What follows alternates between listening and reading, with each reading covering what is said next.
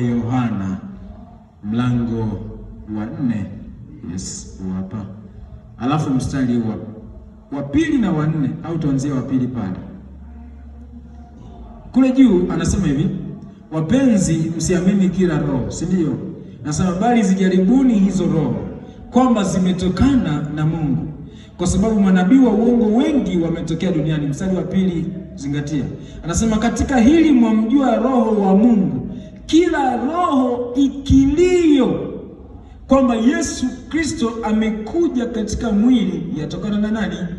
Na Mungu, si ndio? Mstari wa 4 anasema ninyi watoto wadogo mwatokana na Mungu, nanyi mmewashinda kwa sababu mmefanikiwa kwa sababu. Tunauliza swali na tunajibu swali la kwa nini Nehemia alifanikiwa.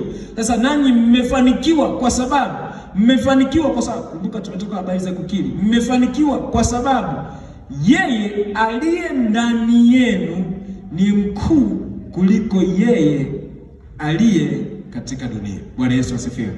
Kwa hiyo jambo la pili na leo, andika kulisha nafsi. Kumbuka jana tulisema maombi ya kuatamia, leo kulisha nafsi.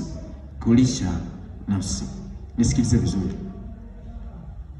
Mbali na maombi ambayo Nehemia alikuwa anayaomba, lakini kabla au wakati huo anaomba, alipoketi au katika kuketi kwake alikuwa anafanya kitu kimoja kinaitwa kulisha nafsi. Sasa kulisha nafsi, Mungu nisaidie.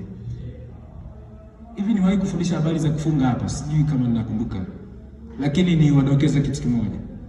Kwenye kufunga kuna kufunga vitu vitatu. Kufunga vitu ngapi? Vitatu. Kuna kufunga mwili ambako wengi ndio tunajua, yani mwili si unakula na kunywa ugali, bwabwa, maji, soda na vitu vingine, si ndio? Jana nilikuwa nadokeza habari za kufunga. Si mnakumbuka? Mnakumbuka?